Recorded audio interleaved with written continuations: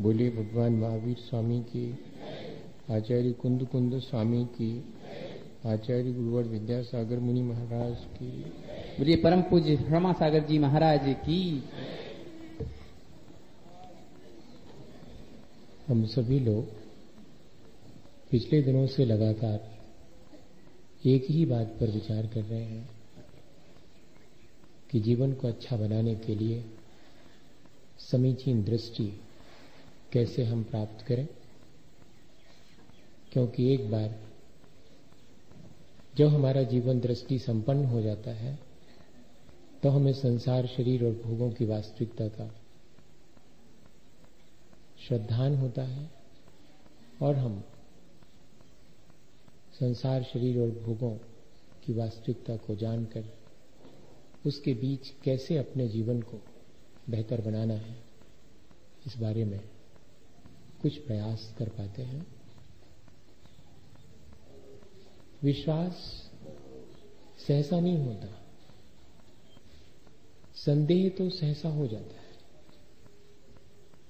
विश्वास अर्जित करने में कई जीवन लग जाते हैं। किसी के प्रति अविश्वास तो क्षण भर में हो जाता है। हम सब अनादिकाल से अविश्वास के ही अभ्यासी हैं। इसलिए सच्चे देवगुरु शास्त्र का सानिध्य मिलने पर 7 तत्वों का समीचीन श्रद्धान और अभ्यास करने पर आपापर का भेद विज्ञान होने के बाद भी आत्म कल्याण की रुचि जागृत नहीं होती। संसार का प्रपंच ही ठीक जान पड़ता है। अपने कल्याण की बात पर विश्वास नहीं होता। सुनते हैं, दूसरे को बताते भी हैं, लेकिन स्वयं के जीवन में उसके अनुरूप चलने का भाव ही नहीं बनता। इसलिए ये दुर्लभ है, दृष्टि की संपन्नता या दृष्टि की निर्मलता। वो जैसे ही अपन को प्राप्त होती है, ऐसा विश्वास सुदृढ़ होता है कि फिर उसमें संदेह नहीं होता और हमारा मार्ग आसान हो जाता है, अपने जीवन को अच्छा बनाने का मार्ग। अगर अपने जीवन को अच्छा बनाने के मार्ग में चलने से पहले उस मार्ग के प्रति हमारे मन में संदेह है और भय है, तो ये दोनों स्थितियां हमें उस मार्ग पर चलने में बाधा बनेंगी। आचार्य भगवंतों ने इसीलिए श्रद्धा को होने के बाद भी बहुत सावधानी रखना ये बात कही है। विश्वास हमें हो जावे तो उसके बाद कौन कौन सी हमें सावधानी रखनी चाहिए। और इतना ही नहीं, हमारे जीवन में जैसे ही श्रद्धा उत्पन्न होती है तो हमारे जीवन में बहुत सारी क्षमताएं, योग्यताएं अपने आप प्रकट होना शुरू हो जाती हैं। उन सब की भी चर्चा करी है। ये तो ठीक ऐसा है जैसे कि किसी के हाथ में दर्पण आ जावे तो दर्पण में अपने चेहरे की मलिनताओं को हम देख पाते हैं, लेकिन दर्पण आने के बाद बड़ी सावधानी रखना पड़ती कि जरा सा धक्का लगा, हाथ से छूटकर नीचे गिरा तो टूट जाएगा। श्रद्धा होने के बाद भी ऐसी ही सावधानी जरूरी है। श्रद्धा होने के बाद अंतर मुहूर्त के अंदर अगर उपसम सम्यक दर्शन हुआ है तो छूटेगा।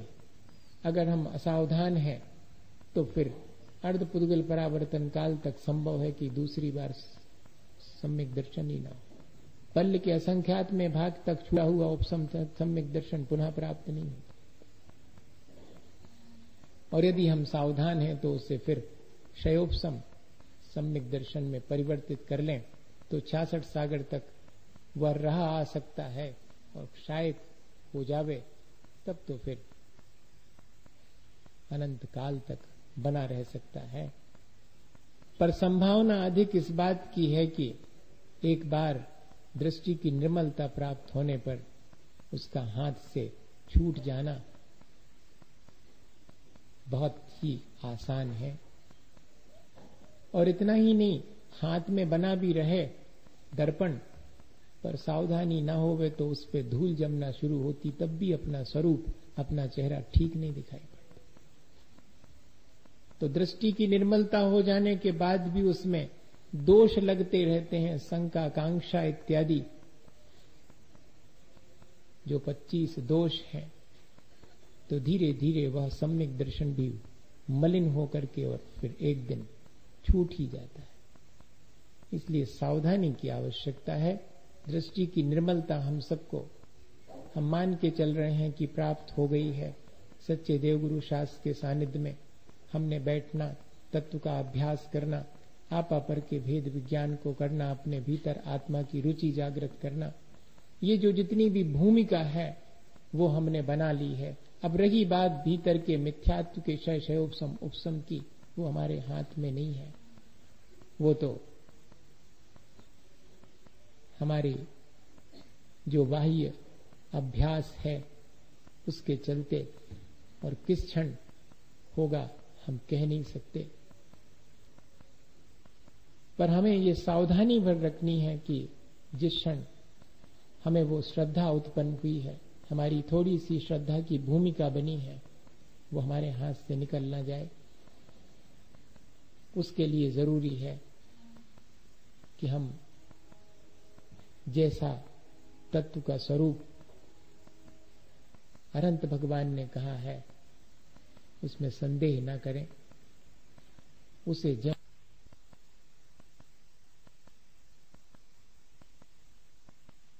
उत्पन्न हो, उद्घाटित हो। इदमेवे दृश्यमेव तत्वम नान्यन्य चान्यथा इत्यकंपाय सांभोवत सन्मार्गे असंशया रुचि। आचार्य समंत भद्र स्वामी के चरणों में बैठने पर वे हमें बताते हैं कि कैसा भाव हमारी दृष्टि निर्मल होने पर होना चाहिए, या होता ही है। इदमेव ईदृशमेव तत्वम, जैसे और जितने तत्व भगवान जिनेन्द्र ने कहे हैं सो वैसे और उतने ही हैं। ना अन्यत न चान्यथा, इनके अलावा कोई और तत्व नहीं है।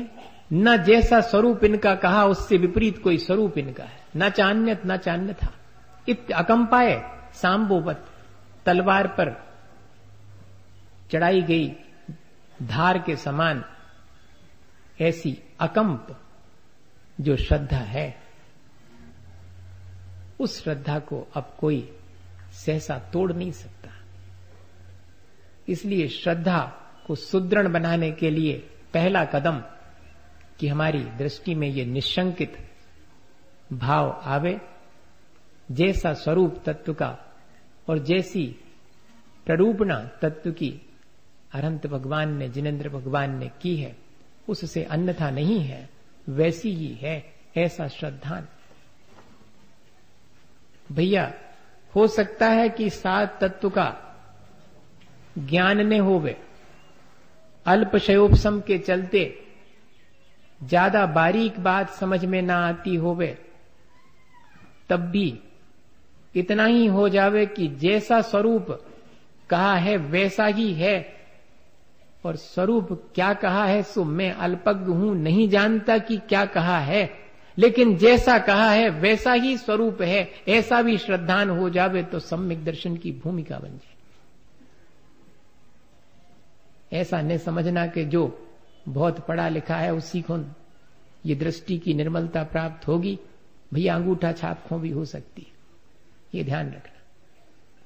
क्योंकि अंतरंग में जो भाव भासना है वो किसी ज्ञान की मोहताज नहीं है, वो आत्मज्ञान की मोहताज है, अक्षर ज्ञान की मोहताज नहीं। अक्षर ज्ञान अनिवार्य नहीं है, वो तो आत्मज्ञान के लिए मात्र निमित्त है अक्षर ज्ञान। सो आत्मज्ञान जिसको भाव भासना हो गई, घट शब्द सुनते ही घट का आकार, घट का स्वरूप और कहां रखा हुआ है, यह सब ज्ञात हो जाता है, ऐसे ही जीव कहते ही उस जीव तत्व का स्वरूप और मेरी अपनी निज आत्मा का यह स्वरूप है, ऐसा जो श्रद्धान मन के भीतर उत्पन्न होता है, वही है दृष्टि की निर्मलता की भूमिका। तो आचार्य भगवंतों ने जो स्वरूप तत्व का कहा, ठीक वैसा ही है, ऐसी श्रद्धा, उसमें कहीं कोई संदेह नहीं है। शंका और संदेह में थोड़ा फर्क है। शंका के मायने हैं क्वेश्चन और संदेह के मायने हैं डाउट।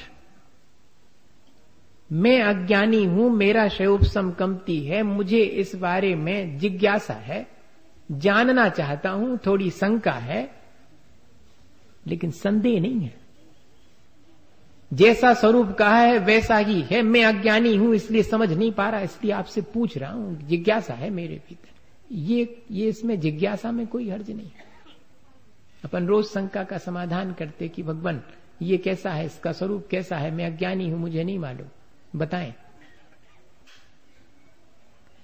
लेकिन जैसा स्वरूप है वैसा ही है, उसमें मुझे कोई संदेह नहीं है, ये दृढ़ता है। और जब कोई ऐसे संदेह से मुक्त हो जाता है तब वह निर्भय भी होता है। जो चत्तारी विपाए छिंददिते कम्म मोह बाध करे, सो निसंको चेदा सम्मा दिट्ठी मुने दब्बो। अब बैठते हैं आचार्य कुंद कुंद स्वामी के चरणों में, तो वो कहते कि वह जो निशंक अवस्था है, वह जो निर्भय अवस्था है, सो बहुत ऊंची अवस्था में प्राप्त होगी। अभी तो सिर्फ हम उसकी भूमिका ही बना रहे हैं, उसकी प्राप्ति तो कहां जाके होगी। जो चत्तारी भी पाए छिंददीते कम्म मोह बाध करे, कर्म के बंध की जो चार पाए हैं, चार कारण हैं, मिथ्यात्व, अविरति, कषाय और योग, इन चार पायों को जो नष्ट कर देता है, अर्थात 11वें 12वें गुण स्थान में जो पहुंच गया है, जिसके समस्त मोहनी कर्म का भी अभाव हो गया है, उस अवस्था में जाकर के वास्तव में निर्भय और निशंकित अवस्था प्राप्त होती। सो हमारा लक्ष्य तो वही है, लेकिन अभी हम कम से कम जो स्वरूप कहा है भगवान जिनेंद्र के द्वारा, उसके प्रति तो निशंकित हो जाएं। और जो संसार में इहलोक परलोक, आकस्मिक वेदना, अत्राण, अगुप्ति और मरण के भय हैं, इन भयों से मुक्त हो जावे। इतना अभ्यास तो हम अभी भी कर सकते हैं। सो जिसे निशंकित पना प्राप्त हो जाता है, वो सब सम्यक दृष्टि हो, ऐसा नहीं समझना। जो सम्यक दृष्टि है उसको निशंकित पना प्राप्त हो जाता है, ये ध्यान रखना। उसके भीतर ये अपने आप निशंकित और निर्भयता आना शुरू हो जाती है। ऐसी निशंकपना और निर्भयता हमारे भीतर भी उद्घाटित हो। हम अपने भीतर झांक करके देखें कि जैसे जैसे हमें दृष्टि की निर्मलता प्राप्त होगी, वैसे वैसे हमारा संदेह, सारे डाउट्स क्लियर होते चले जाएंगे और हमारे मन में सच्चे मार्ग के प्रति श्रद्धा अत्यंत निर्मल होती चली जाएगी। ये अपने को स्वयं अभ्यास करना। भैया जी कसौटी दूसरे को कस भी नहीं दई, नहीं तो दूसरे को कस के देखो कि इनको कितो संदेह है और इनको कितनी शंका है और इनको कितना भय है, अब इनको धोड़ू भाव सर में दर्शन सुझे दूसरे के लिए नहीं दी। यहां दूसरे का काम ही नहीं है पर का, यहां तो 100 का काम है। सो शुरुआत वहीं से करना पड़ेगी। सारा संसार पर से शुरू करता है और मोक्ष मार्ग 100 से शुरू होता जाता है पर तक। ऐसा कह दिया मैंने। सो इसमें भी आप भ्रम में नहीं पड़ जाना। पर तक जाने का मतलब है कि पर को भी 100 के समान नहीं मानता, पर को पर मानता है और 100 को 100 मानता है। ऐसी दृष्टि संपन्न होता उसको प्राप्त हो जाती। सो पर को पर मानने वाला पर में राग द्वेष नहीं करता, ये भी दृष्टि की निर्मलता आने पर होता है। अपन तो अबे पर को 100 मान लेते हैं और फिर बाद में राग द्वेष भी करते हैं। अबे दृष्टि में निर्मलता उतनी आई नहीं है, अभ्यास करना पड़ेगा। अब ऐसी स्थिति में हम विचार करें कि हमारे भीतर वह निर्भयता और निशंकपना कैसे आवे। विनोबा ने अपने जीवन के संस्मरण लिखे, उसमें लिखा कि मुझे अंधेरे से बहुत भय लगता था और अपनी छाया से, परछाई से भय लगता था।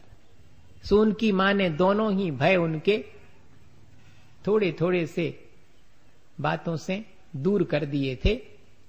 अंधेरे से भय लगता था तो उनकी मां कहती थी कि जाओ, अंधेरे में चीज रख देती थी, कहती जाओ उठा के ले आओ। जी कहती हम नहीं जाएंगे, अंधेरे में डर लगता। तो कहती कि देखो, जब डर लगे तो भगवान का नाम लेना, जोर जोर से लेना, और मैं यहां से आवाज लगाती जाऊंगी, डरना मत। तो मां नीचे से आवाज लगाती थी कि हाँ पहुंच गए, अब चले जाओ, डरना नहीं, और डर लग रहा हो तो जोर से भगवान का नाम लो। तो ये जोर जोर से भगवान का नाम लेते हुए और चले जाते और अंधेरे में से सामान उठा के लाते। 2-4 बार ऐसा हुआ, फिर इनके मन में आया कि अरे कुछ होता जाता तो है ही नहीं, मैं बेकार में डरता था, और फिर मेरा कोई बिगाड़ कैसे करेगा, मैं तो भगवान का नाम ले रहा हूं।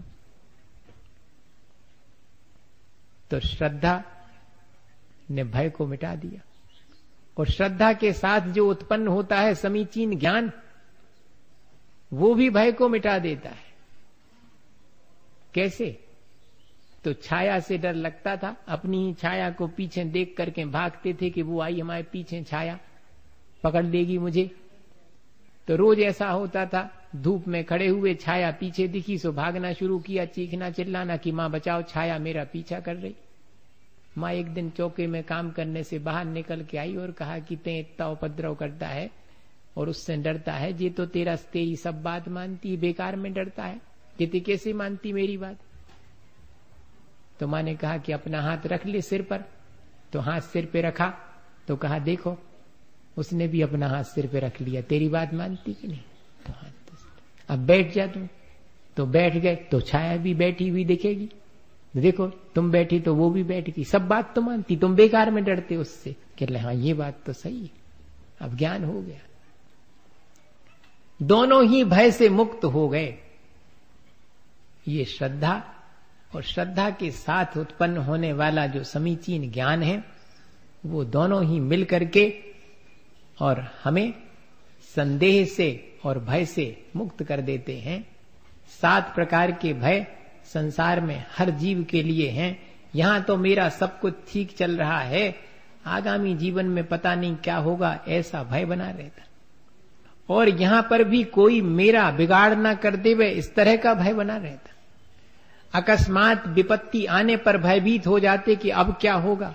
शरीर में रोग व्याधि इत्यादि हो जाने पर भयभीत होते कि ये कैसे ठीक होगा। और किसी नए स्थान पर पहुंचकर चौपात पे बैठे हों तो चारों तरफ से असुरक्षा का भय होता है, और अपरिचित जगह पर अपरिचित लोगों के बीच बैठ करके कोई मुझे यहां बचाने वाला नहीं है, अगर विपत्ति आ जाएगी, ऐसा अत्राण भय उत्पन्न हो जाता है। और मरण का भय तो हर एक जीव के लगा ही हुआ है।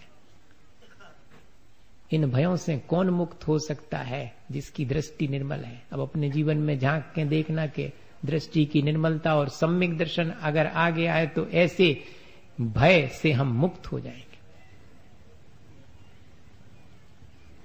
ये कसौटी है। कौन मेरा बिगाड़ करेगा? मेरे परिणाम मेरा बिगाड़ करेंगी, और मैं अपने परिणाम नहीं बिगाड़ूंगा तो दुनिया मेरा क्या बिगाड़ करेगी। तो इस इहलोक और परलोक भय की क्या आवश्यकता। और व्याधि अगर होगी तो शरीर में होगी, मेरा क्या बिगाड़ करने वाली है। जो वेदना उत्पन्न होती वो शरीर जनित है, उससे मेरी आत्मा की कोई क्षति नहीं। जब तक मैं अपने परिणाम नहीं बिगाड़ूं उस वेदना में, तब तक ये वेदना मेरा कोई बिगाड़ नहीं कर सकती। ऐसी दृष्टि प्राप्त हो जाती। धीरे धीरे अपन कठिनाई की तरफ बढ़ रहे भैया। हाँ, लग रहा होगा कि बहुत आसान सी चीज है, लेकिन धीरे धीरे आगे बढ़ेंगे तो मालूम पड़ेगा, फिर समझ में आएगा कि हाँ सचमुच दुर्लभ तो है। कोई विरला ही ऐसी दृष्टि से संपन्न हो सकता है। हमारी तो अभी भूमिका भी बनाने में बहुत मुश्किल पड़ती है। सम्यक दर्शन की भूमिका में बने रहना वो भी बहुत विरले ही जीव को हो पाता है। और जाना अंतरंग में, तब तो फिर वो और अधिक दुर्लभ ही है। फिर तो संसार में होते हुए भी जीव मानो संसार से पार हो गया। चिंता से कैसे मुक्त हो जाते, संदेह से कैसे मुक्त हो जाते, इसका एक उदाहरण देख लें तो समझ में आएगा कि हाँ सचमुच अगर एक बार ऐसी श्रद्धा और विश्वास उत्पन्न हो जावे तो फिर कोई संदेह भी नहीं रहता। भय से तो मुक्त होने का अपन ने जान ही लिया। एक और उदाहरण मैं आपको दूं। वनस्पति शास्त्री थे, बहुत प्रकार की वनस्पतियां उनने अपने प्रयोगशाला में इकट्ठी कर रखी थी। नई नई वनस्पतियों की खोज भी करते थे। मालूम पड़ा कि एक बहुत दुर्लभ वनस्पति यहां से थोड़ी दूर पर घाटी में मिलती है, सो जाकर के उसे देख भी आए। घाटी में 400 फीट नीचे उतर करके वहां वो वनस्पति प्राप्त हो जाएगी, लेकिन इतनी एडवांस टेक्नोलॉजी तो थी नहीं कि वहां नीचे तक मशीन से उसको प्राप्त किया जा सके या स्वयं नीचे जाकर के आया जा सके। बड़े विचार में पड़े कि क्या उपाय है उस वनस्पति को प्राप्त। अपने 7-8 बरस के बेटे को कहा कि 400 फीट नीचे से घाटी में से वो वनस्पति बहुत दुर्लभ है, उसे लाना है, तुम मेरी मदद करोगे? उसने कहा इसमें क्या, आप मेरे कमर में रस्सी बांधकर मुझे नीचे भेज देना, मैं तोड़ लूंगा, आप ऊपर खींच लेना। मैंने कहा कि आइडिया तो बहुत अच्छा है। पहुंचे, बेटे के कमर में रस्सी बांधी, धीरे धीरे नीचे उतारा उसको। उसने जो है वनस्पति जो कही थी, जैसा लक्षण बताया था, सो देख करके वो प्राप्त की और कहा कि अब मिल गई, खींच लो ऊपर। अब ये धीरे धीरे उसको खींच रहे हैं ऊपर। थक गए हैं सो ऐसी बात नहीं है, लेकिन चेहरे पर पसीना बहुत है, चेहरे पर चिंता के भाव भी हैं, अत्यंत भयभीत भी हैं और खींचते चले जा रहे हैं, घबराए हुए हैं, बेचैन हैं। और बेटा ऊपर आ जाता है, वनस्पति हाथ में लिए है, चेहरे पर अत्यंत प्रसन्नता और निश्चिंतता है। कहीं कोई भय नहीं है, कहीं कोई संदेह नहीं है, कहीं कोई शंका नहीं है। उसे देख करके ये बड़े चकित होते हैं और वो बेटा इनको देख के चकित होता है कि देखो इनकी हालत क्या है। मैं तो नीचे था और जी इतने बढ़िया ऊपर थे, मैं तो कोई घबरा नहीं रहा हूं, मैं तो अत्यंत प्रसन्न हूं, निश्चिंत हूं, और घबराहट इनको है।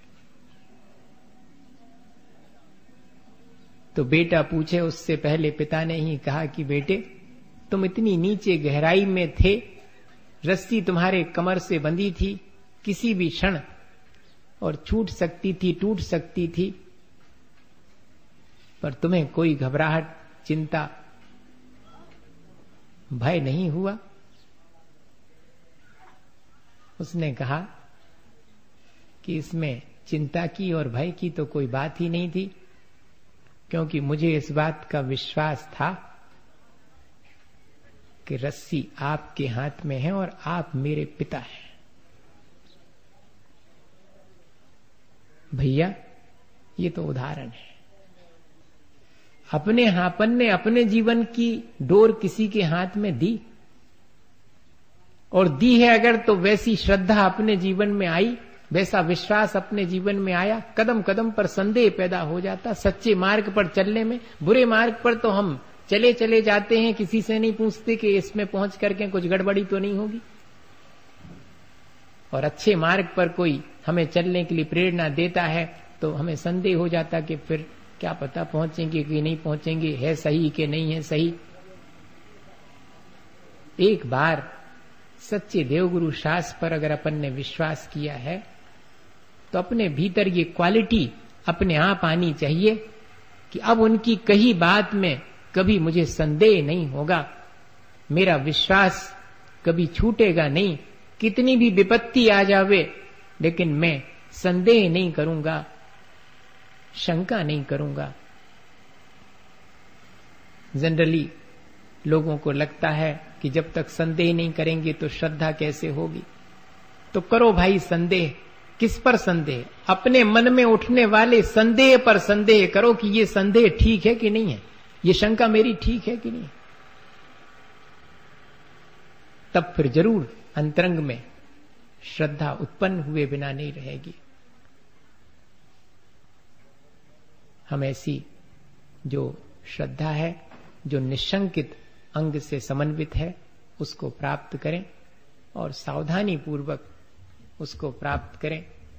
समय आने भी अपन रखें। एक और छोटी सी घटना कह करके 2 मिनट में, और आज अपनी बात यहीं पर अपन रोकते हैं, फिर आगे बढ़ेंगे धीरे धीरे करके। मैं ये कहना चाह रहा हूं कि विश्वास बहुत मुश्किल से होता है, संदेह और अविश्वास बहुत जल्दी हो जाता है। इसलिए विश्वास उत्पन्न होने के बाद, श्रद्धा उत्पन्न होने के बाद ऐसे लोगों से बचना जिनकी संगति में अविश्वास होता है, क्योंकि वातावरण तो वैसा ही है। कोई व्यक्ति के प्रति अपने मन में विश्वास जमे, ओके पहले ही 4 जने मिलके कहें कि अच्छा उन पे तो विश्वास नहीं करो, हम उनके लक्षण जानत हैं। दूसरे के बारे में श्रद्धा और विश्वास उत्पन्न होने से पहले ही उस पर अविश्वास करने का मन हो जाता है। ऐसे ही मोक्ष मार्ग में है कि विश्वास जमता जमता है और हमारा विश्वास होने से पहले ही और संदेह में पड़ करके नष्ट होने लगता है। इसलिए ये सावधानी अवश्य रखना। उसके लिए उदाहरण सुनाता हूं। सच्चिदानंद वात्स्यायन अज्ञे, उनके जीवन की घटना है। पढ़ता रहता हूं सब तरह की चीज। अपन को तो जो सारभूत बात है वो ग्रहण करनी है। इससे मतलब नहीं है कि किसकी है कैसी है। हाँ, थोड़ा सा इस बारे में थोड़ा फ्लेक्सिबल तो होना चाहिए। अगर सत्य की प्राप्ति करने के लिए आपके मन में विचार है तो थोड़ा ओपन हार्टेड तो होना पड़े, थोड़ा सा खुला हुआ मन तो होना पड़ेगा। आग्रही मन जो है वो सत्य को नहीं खोज सकता। निष्पक्ष होना चाहिए। तो क्या हुआ, वो चले जाते थे कश्मीर की यात्रा पर, घुमक्कड़ थे बहुत। उनका नाम अज्ञे जैनेन्द्र कुमार ने रख दिया था। अक्षय कुमार, जैनेन्द्र कुमार, सच्चिदानंद वात्स्यायन और एक और नाम था मैं भूल रहा हूं, यशपाल जैन। ये सब जो है दिल्ली के अंदर उसमें बगीचे में, और सुबह मॉर्निंग वॉक पर जाते थे तो बेंच पे बैठ के और चर्चा करते थे। साहित्यकार थे सब। अब तो कहो इनके नाम इन्हें मालूम हो कई जनों को। हाँ, आज की पीढ़ी का तो हिसाब अलग है। शौक ही नहीं है उन सब चीजों को जानने का। ये मुझे संस्मरण यशपाल जैन ने सुनाया था दिल्ली वालों, कि वहां पर इनका कोई भरोसा नहीं रहता था। आज मिले, आज आए हैं तो कल नहीं आएंगे। पता करते तो जहां कहीं मिलते ही नहीं थे। कहां रहते तो कह ले धीरे धीरे, कह ले उनके बारे में कुछ पता नहीं, अज्ञे अज्ञे, वो जानने में नहीं आते, इसलिए नाम लिखा था। वो कश्मीर की यात्रा पर रहे थे तो रास्ते में उनको कोई उनके मित्र मिले और उन्होंने 3000 रुपए दिए कि जाओ। सन 1936 के अंदर 3000 रुपए की कीमत तो 3 लाख से भी ज्यादा। तो 3000 रुपए दिए कि फलाने वहां पर जाकर के उनको दे देना हमारे मित्र को। इनने अपने पॉकेट में रखे, न लिखा पढ़ी न अंगूठा। उस समय विश्वास का जमाना था, है? मैं कहना ये चाहता हूं, न उनके मन में संदेह है कि क्या पता दे हैं कि न दे हैं। और चले गए तो बस में बैठे थे, उतने में ही जो है चालू होने वाली थी बस। और एक 11 साल का बेटा नीचे खिड़की के पास खड़ा उनको आवाज दे के कहता कि वो जो 3000 मेरे मालिक ने दिए लौटा दो, वहां नहीं देना। सुनने निकाले पॉकेट में से, उसके हाथ में धर दिए, वो चला गया। जो इनके साथ में मित्र थे कह रहे गए भी 3000, ने पूछी ने नाम ने गांव के कौन किया है, कौन कौन देने हैं, वो दे दे। ऐसा होता है क्या? तो उन्होंने जो बात कही वो महत्वपूर्ण है। उतनी बात अपन को समझनी थी और कुछ नहीं। अज्ञे जी ने क्या कहा कि ठीक है, अगर वे 3000 रुपए चले भी जाएंगे तो पाई पाई जोड़ करके जैसे बनेगा वैसे चुकता कर दूंगा, लेकिन एक बार किसी पर अविश्वास करना सीख लूंगा तो जिंदगी में कभी किसी पर विश्वास नहीं कर पाऊंगा। और अपन तो पहले नंबर अविश्वास करते। विश्वास तो बहुत मुश्किल से जमता है भैया। विश्वास ऐसा होना चाहिए जिसके बाद फिर कोई शंका ना हो, मन में कोई संदेह उत्पन्न ना हो। कम से कम और संसार में अविश्वास हो वैसो हमें उसके बारे में कुछ नहीं कहना। लेकिन मोक्ष मार्ग में जो अनंत भगवान ने, जो वीतराग सर्वज्ञ और हितोपदेशी भगवान ने तत्व का स्वरूप कहा है, सो जैसा कहा है वैसा ही है। कम से कम इसमें कोई संदेह अपने लिए उत्पन्न ना हो।